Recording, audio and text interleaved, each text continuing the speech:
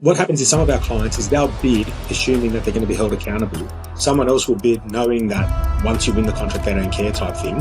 And then they'll be able to bid a lower price. In this podcast, Jason Cooney talks about the tender team's winning strategies for local government contracting. Are these things that you could negotiate in the terms? But it's critical from a long-term business perspective because, the first thing we say to someone who's had the contract for the last 3 years is, can you give us references? Can you give us all your reports? And the guys that are good will go, yeah, no worries. And we'll just simply add all those into the tender, the fact that they've always met their KPIs and so forth.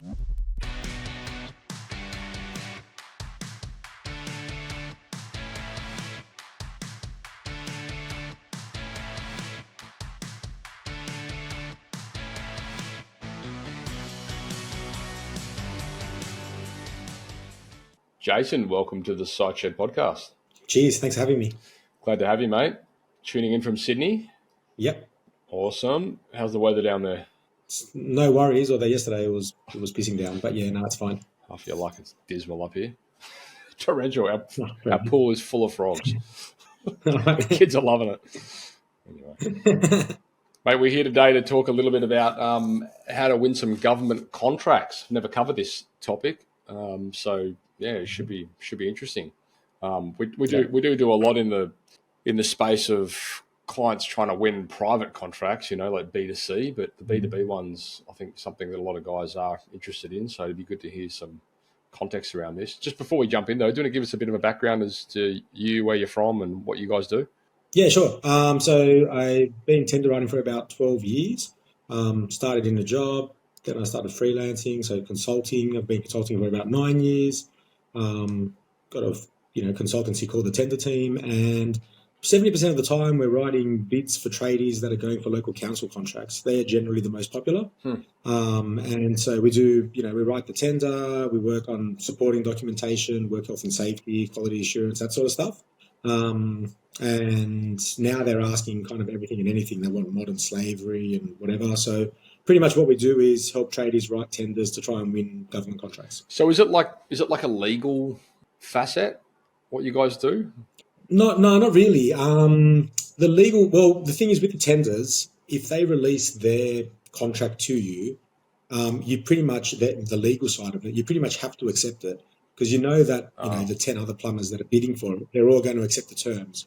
So usually what happens is you just say to people, check your insurances because that's a deal breaker, right? You don't want to take on a job where it's $20 million public liability. You've only got 10. Right. But as long as you comply with that, you pretty much have to accept whatever the council's terms are. But what we do is, they'll ask for previous experience, they'll ask for CVs, they'll ask for a methodology, they'll ask for executive summary, they'll ask for some supporting docs around safety, quality, environmental docs. So we write all those for tradies. You can do it yourself. Like they can do it themselves or get their secretaries, or they're busy, whatever, so they get us to write it for them. They definitely can't do it themselves. Yeah, no. Whoever's in the office does it. So, but yeah, interesting. You were saying how like if they get sent the tender, they have to accept it. If they get sent the contract side of it. The contract side, yeah. So is that open? Yeah. Are we going to dive into like the negotiation side of that tender, or is there no negotiation? No. Negotiation's possible. So usually what happens is you'll submit. So let's just say Gold Coast Council, for example, they say we need plumbing maintenance services for the next 3 years.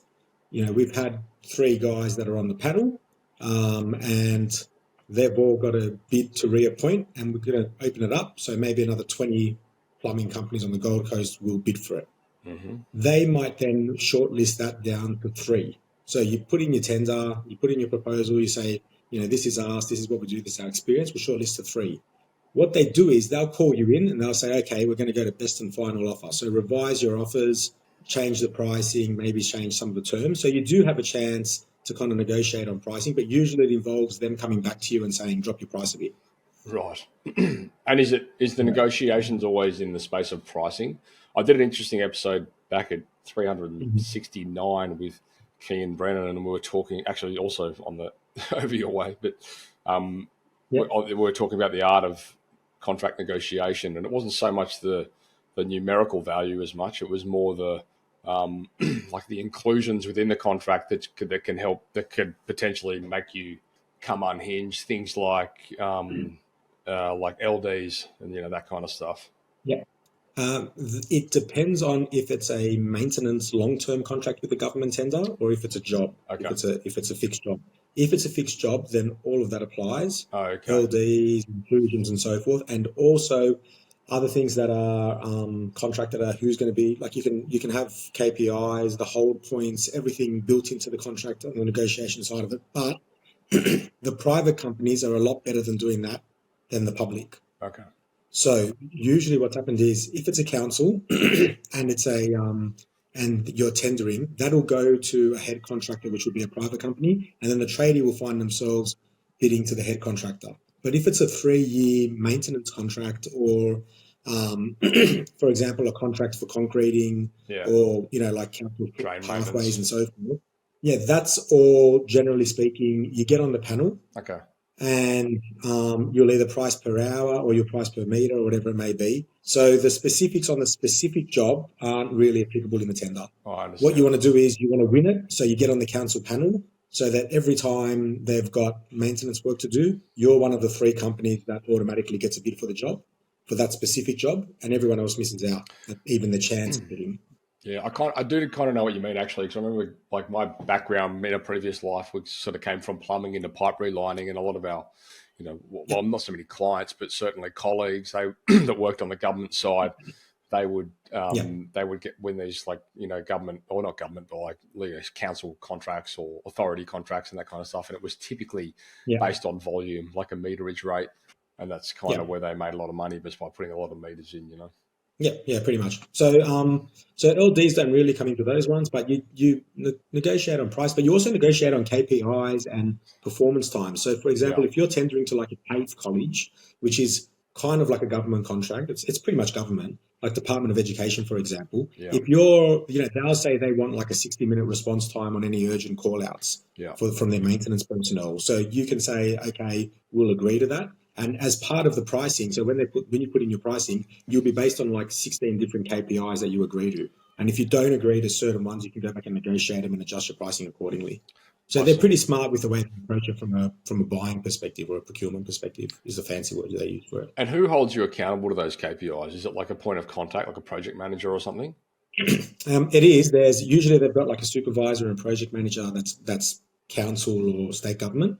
But in terms of accountability, it's good to know the ins and outs, and if you're an incumbent, like you've already got the contract, you kind of know what's going on and how strict they are, because what happens is some of our clients is they'll bid assuming that they're going to be held accountable. Someone else will bid knowing that once you win the contract, they don't care type thing, and then they'll be able to bid a lower price. So that's where it's kind of under the radar and based on who you know. And if you've happened to hire some, apprentice who used to be working at the other firm, they'll usually tell you, they never checked. But to give you an example, with the Northern Territory government, they've got hold points where the supervisors will go out, sign off. They do it all really well. Mm-hmm. So you are held accountable, and then you usually get 3 monthly reporting against you. So like they'll report and go, okay, you're going really well. You're like a 4 out of 5, whatever it may be. And then they'll do that 3 monthly. But it's critical from like a long-term business perspective, because, the first thing we say to someone who's had the contract for the last 3 years is, can you give us references? Can you give us all your reports? And the guys that are good will go, yeah, no worries. And we'll just simply add all those into the tender, the fact that they've always met their KPIs and so forth. So you want to kind of at least adhere to your KPIs and do it all properly, because then you'll keep winning the contract. Most of the time, 6 months out, someone will call us and be like, oh, I've got this tender coming up. I heard a rumor that it's going to be out in 3 months. And then they'll start doing everything properly in the last 6 months to try and put themselves in a good position. Yeah, I see. Yeah. So they kind of play the game a bit, but yeah. And is that enough, or does it go back further than that? No. It's kind of enough. I think as long as you dress it up, the best way to do it is to dress it up. Mm-hmm. Like obviously, you're not going to show the last 2.5 years if your last 6 months are the strongest. Sure. But what usually happens is council or the state government will put together a procurement panel, right? So there'll be like 3 people deciding on this. They usually got one person from the office that doesn't know anything about the job. Like they don't know anything technical about plumbing, concreting, electrical, whatever it may be. Yeah. They've got another person who knows what they're doing, and then they'll have one of the supervisors come on the panel. And those are the guys that'll be like, I want Tim, Tim's good, like end the story, or, get Race Plumbing or whatever it is to come on. Okay. So you've still got to be good the whole time from a reputation perspective so that you can kind of get the work in. So does it become a bit of a boys' club in the space of who gets the tenders? Who gets accepted? Like, I mean, they have to go to tender. Is that right? First of all, that's like that. It's got to go out to tender. They have to over $100,000. Yeah, they have to go to tender. But is it typically the same like companies that will get rewarded winning those contracts? Kind of. What happens is, I would say these days, like as opposed to say 20 years ago, these days it's, I think, 20% contacts, because obviously if you're an incumbent, you've got some friends in there, so it helps if you're good for them to talk about you. And 80% is the quality of your tender and the quality of your experience and the quality of your personnel and really doing a good job of the tender. Because what happens is, well, this is what's happened. Like, I've seen this happen. I've had a client who just couldn't be bothered because he thought he was guaranteed to win it. Best mates with all the superintendents, all the rest of it, bodged the tender and was getting phone calls, on the side from them saying, like, we'd love to, like, you're in, but you're not because you stuffed it up. You didn't do this right.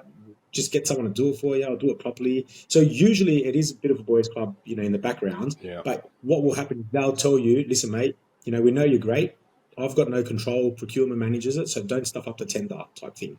So, so a bit of both. So what exactly? Why don't we go back a little bit and just talk about what actual tender is? Because what is it? What does that involve? What is it based on? Like, what are the ground zero? What are the roots of it? It is if you're let's just say, for example, you want to rewire your house and you go get 3 quotes. You say, I'm going to get 3 blokes to give me a quote. That's on a much larger scale. That's all the government's doing. But they're saying, okay, we've got 20 government buildings and we need someone to come and change all the light bulbs whenever they break.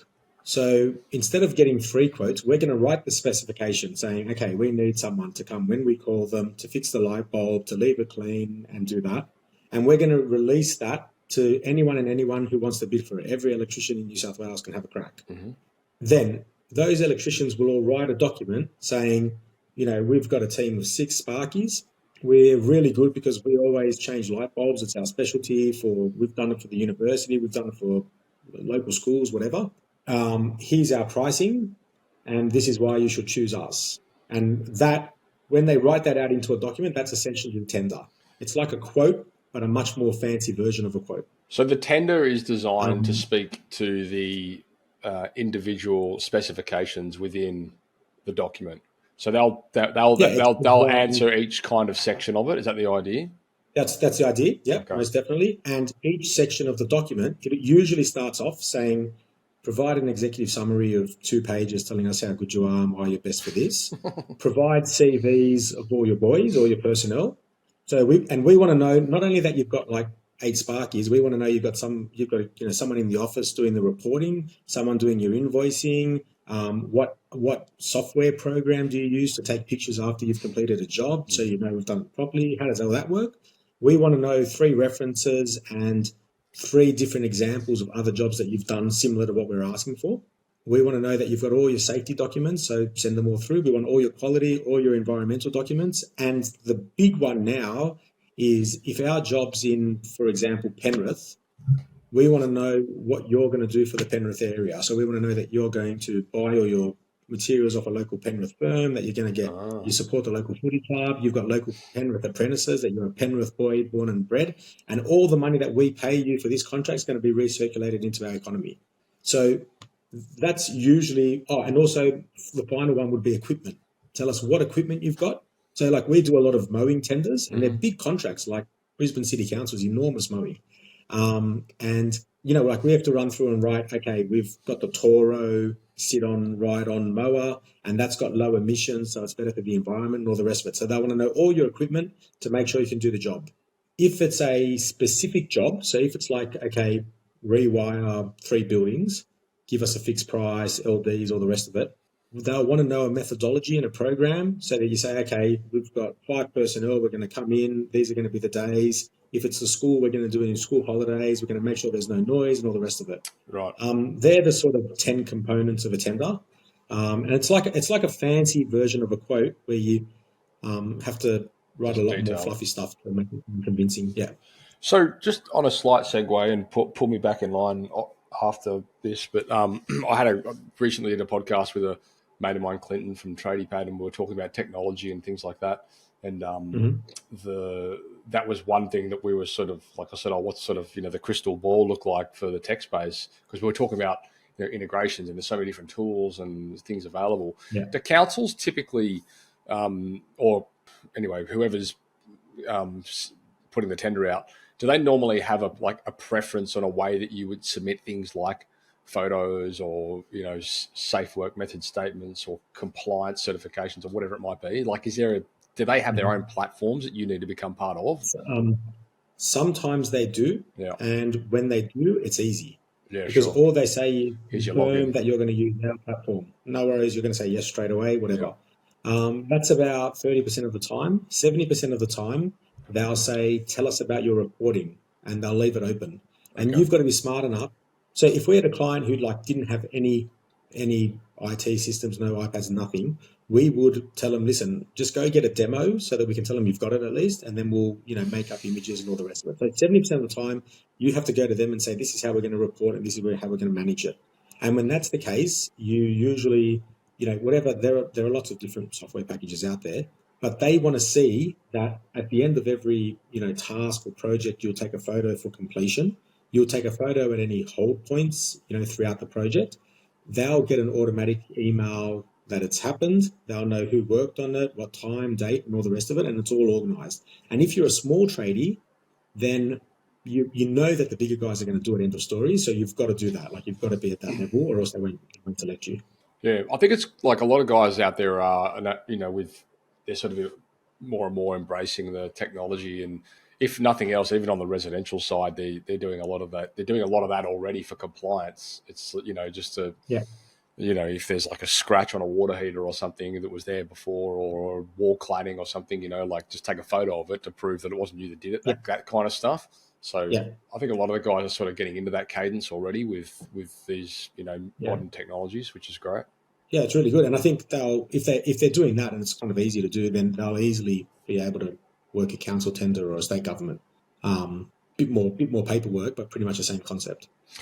So, what are the in the space of? Are they interested in showcasing work that you've done to see if it relates to what they need? Yeah. There'll be in every tender there's an experience section, and they'll ask for references as well. Okay. And so what they'll say, bear in mind they look for experience with contracts. So what we tell people is, because you're going to find traders that, mate, I've never run a tender before, I'm going for my first tender. So if that's the case, then obviously when the council asks for 3 previous councils you've serviced, you're kind of stuck because you don't have any experience. So what you do is, if you work for a strata company that's got, you just do all their work, and say you get 30 different houses or unit blocks or whatever it may be, then you put them down as a case study. Okay. And you say, okay, strata company XXX, servicing 30 buildings, report times, whatever you may do. Here's an image of some of the works you've done or whatever it may be to showcase. But what's important is that you need to link the similarity between the work that you do for that strata company, or even a previous council, another council, for example, with the contract you're going for. So you've got to say, okay, this contract needs us to look after 70 different Department of Housing homes for all the maintenance, electrical, plumbing, whatever it may be, aircon. And we've done that because, for our other client, he's got 60 homes and it's a similar volume and it's a similar area. And we've had to have 6 boys on the road, all with utes and so forth. So you've got to really align the fact that your make it relatable, is similar. Yeah. If you just put, I did this house and I did a big unit block, and it's not interlinked, then they can't score you that well, because they essentially score your experience against the specifications that they've got for this job. Oh, I see. So you really have to customize it according to whatever that specific tender looks like. Yeah, and you can fluff it a bit, of course, within reason. Of course you can. So you've got to kind of stretch the truth a little bit, and say, okay, well, you can tell a story. You can tell a story 1,000 different ways, right? Yeah, exactly. Yeah. So, and you've really got to. And the other thing is, if you're talking about your experience, what most people forget to do is, it's not just because you'll automatically think, oh, we did this job, these are the specs and all the rest of it. But you've got to talk about safety, environment as well. Okay. In your experience showcasing. So you've got to say there were no safety issues. You've got to say, oh, we were working in a hospital and we needed to minimize dust and so forth. So this is what we did. So you've got to run through that. And from an environmental perspective as well, you can mention things. So even though they're asking about experience, if you're a concreter, the first thing you do is you say, it was this many square meters, we laid it, blah, blah, blah. They want everything else. Sure. And, they want to know, reporting, the lot. So you've got to really provide a full case study, not just one or 2 points. Yeah, I guess like the being able to concrete is kind of the expected part, right? But then all the stuff that surrounds it, that whole ecosystem, which encompasses like what they're looking for, is probably, where that would get lost in the peripheral. Yeah, it's and you think it's irrelevant when you're writing it. Like, I'm not going to bother writing about that. They won't care, but you just got to write it anyway because they mark it. Yeah, sure. Interesting. So where do you think is a good place to what's the process like as a starting point for the listeners and viewers out there that want to actually even be on the list or the Rolodex to be sent these tenders? Like, how does that happen? So to do that, depending on where they are, but let's just say we'll use Sydney, like New South Wales as an example. They've got to sign up with their local council for tender notifications. Okay. And generally speaking, sign up with the 5 local councils around your area. So, you don't want to be in Sydney and start going for tenders in Eurobodalla Shire Council on the South Coast, for example, because you're not going to win. Unless you're like a horticulture company or something, you're not going to win it. So what you do is you'll sign up for your local councils. If you type in your local council and tenders, there'll be a notification where you can find them, say, okay, sign up for future tenders, and then you'll get alerts. So typically you'll sign and say, okay, we do electrical or plumbing or whatever it may be. And then you'll get alerts when a tender comes out. You'll also sign up with your local state government. So if you type in New South Wales or Queensland or Northern Territory tenders, if you just Google it, it'll come up straight away. And then you'll sign up with them as well. So at that point in the process, it's relatively unbiased. Like those notifications go to anyone that's on that, anyone that's on that list. Yeah, and we've not you can win tenders. It's definitely unbiased. They'll go to everybody. And the key point there is, let's say you're a tradie, you've got five boys working for you, 1 person in the office, 6 in total or something like that. You can't be going for any and every tender. You can't be getting excited going, oh, look at this tender, we're going to win it, when you don't really have a chance. So when you get those notifications, you've got to kind of weed through them and go for something that's achievable and within your experience base. Or else you'll keep going for them, you'll lose a couple, you'll get depressed and you'll never do it again, type thing. And is that kind of the game though? Is it sort of a long play? If you're applying or submitting a tender for the first time or responding to a tender for the first time, I'm guessing there's a level of expectation there that you should be realistic about the fact that you're probably not going to get the first couple. It's like an experience, right? I'd say, I agree, probably. I think as well it depends on which tender you're going for. So let's just say carpenter who needs to re-roof a council toilet block. As a project. You've got a chance. As a project. It's a fixed project. It's $60,000 worth of works or whatever. And it's your first job. I think if you look at it, it's in your local area. You've got a realistic chance of being successful. It's not like you're going to miss out. You've got a decent chance. But if you're just constantly going for cracker contracts, you could be going not only the first 2 or 3, you could go in the first 10 and not win any. Sure. Because you're way above your league in terms of experience. So it is good to be realistic. I think the first tender that you do is a good learning experience anyway. Sure. Because there's so much work involved. Even if you get us to do it, we're asking you for documents, safety, this is updated, give us photos of all your personnel CVs. You finish the whole thing, you've got this whole proposal about your company. Mm-hmm. So it's a learning experience in itself, but you've really got to be selective about what you go for, or else you'll keep losing. You can keep losing continuously for years if you don't pick them right. How easy is it for you guys to collate that information from your clients? It's good. Usually, it's probably one of the most challenging aspects of our role, but we find the best way is to just get them on the phone. Yeah. We could be waiting for 3 days for someone to get documentation back to us and whatever, and they just couldn't be a lot of tradies don't like writing sometimes. They don't like the paperwork side of the role. But a lot of the time, once we get someone on the phone, they're a wealth of information, and we just keep them on. We can be on the phone for 2.5 hours. You're talking, we're typing. And you'll start telling us things that you didn't even know yourself, like, oh, yeah, by the way, I donated. I had a client tell me, I wrote to him, I said, listen, I need to talk about what you've done for the community.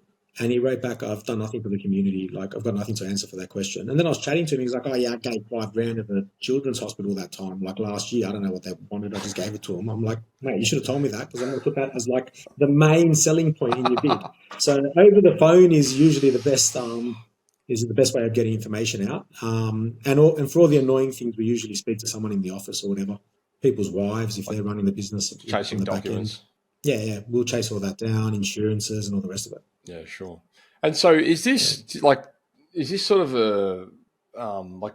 do your clients, the companies that you guys work with, do they typically go from tenders to tender? Like, is that their gig? They just work with council contracts or government contracts, or do they typically sort of have a department of their business that does do that and the rest of it might do resi or commercial or whatever? Like, is it self-sustaining? Usually, yeah, I mean, we've got some civil contractors that do all the civil work for Sydney and all the rest of them. They're definitely self-sustaining. I would say that once you're on, I mean, if I took like my standard client, they might be on 2 government panels. I'll give you an example: horticulture, tree culling and all the rest of it for Brisbane City. He's got the Brisbane City Council contract, got about 30 guys working for him. He still takes call out. Someone calls him and says, I've got a tree, needs cutting. He'll go out and do the job. It's probably about 25%. It'll be 75% tender-related work, 25% resi. And it kind of oscillates between there. I've got others who they'll win a contract. I'll give you the worst case scenario. Some traders win a contract because they underquoted it. Realize there's a whole lot of reporting with council. It annoys them. They go, stuff it, I'm just doing resi now. I'm not doing another tender again type thing. So it kind of depends. But yeah, it is self-sustaining. Once you get into it and you start winning contracts, it works for business. So it's good for them. And also you can predict how much you're going to make. Because, it's usually a 3-year panel contract. So you've got 3 + 1 + 1, so 3 years, and they've got 2 1-year extensions that are optional. Oh, right. So when that's the case, you're thinking, I'm pretty much solid, guaranteed to make money for the next 3 years. So it's good. And how does the payment side of it work? Like, is it done on like per job, or is it like periodical? Is it like a retainer, or how does it look? No, it's usually, well, it depends, but it's usually per job, like micro job. Because if you had like if you had the drain contract, right, for whatever Randwick Council or whatever, or City, would that be per job basis? Go out, clear this drain. Yeah, it'd be per job. Okay. And you would have already given like a schedule of rates. So depending on the rates, it'll be whatever it is, or you would have given an hourly rate, for example, for call outs and things like that. Mm-hmm. And then so you're pretty much getting paid per job, and you're invoicing like per job, like a $500 or an $800 invoice here. Okay. But you're not tendering per job. It's not like you have to go through the whole process again. Right. They just say, we'll send it to Tim, we'll send it to John. So you're kind of locked in. Okay. And payment wise is something actually to be concerned about, because some of them have, like 30-day payments, and it's just too bad you're getting paid in 30 days. Are these things that you could negotiate in the terms? No. You could, but we advise people not to, because we say, look, you're pretty much, it's not like you're not going to get paid for starters, because it's government.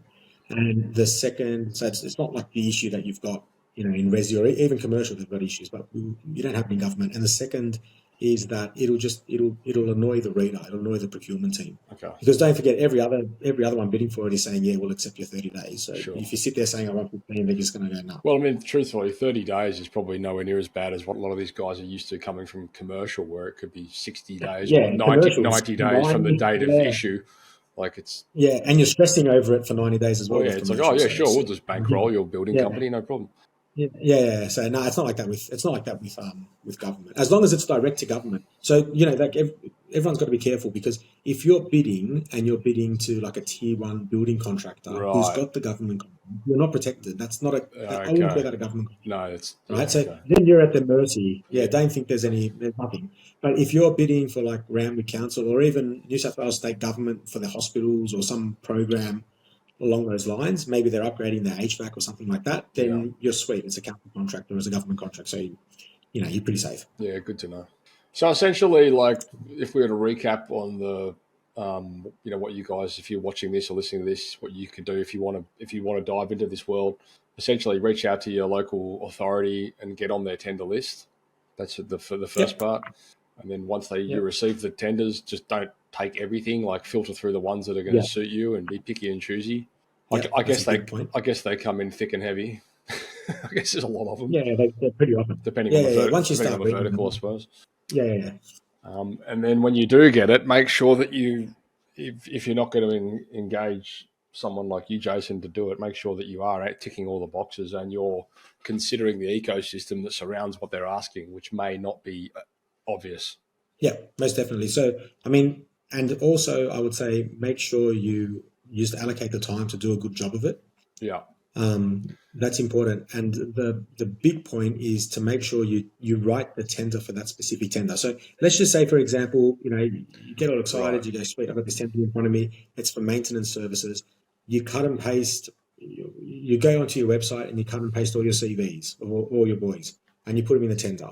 The thing is that you might be talking about how someone's got experience in wherever it may be, and it might not be specifically related to the tender, to the scope of the tender.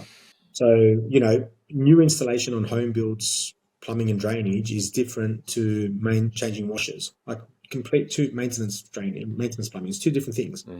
So you've got to say, okay, you can't just cut and paste it in and say, oh, he worked for 5 years for Masterton Homes installing new builds, because whoever's reading it's going to be like, well, that's not relevant to what we want. So you've got to say, this guy, doesn't matter what he did, this guy is a maintenance, drainage, plumbing specialist. He's got years of experience. He understands all the different issues that arise, blah, blah, blah, blah. So that's what you've got to do. And throughout your bid, you've got to tailor everything for that opportunity. So if you've got, they're going to ask for experience, and you're going to say, and there's no point in talking about residential homes if you're talking about a multi-story building, whatever it is. So you've got to change for that and so forth.